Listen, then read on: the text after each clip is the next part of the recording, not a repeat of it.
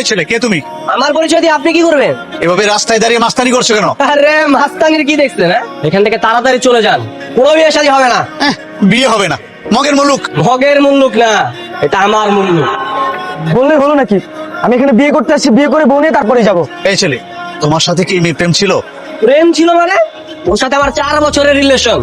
এই রিলেশন করতে গিয়ে আমার পড়ালেখা গোল্লাই গেছে, আর আজ চাকরি পাচ্ছি না বলে অন্য এক ছেলেকে বিয়ে করছি। বাড়ির পাশে বয়ফ্রেন্ড ছিল, এই মেয়ে তো ঝামেলা আছে। না না না, এখানে আমার ছেলের বিয়ে করাবো না। চলো তো বাবা।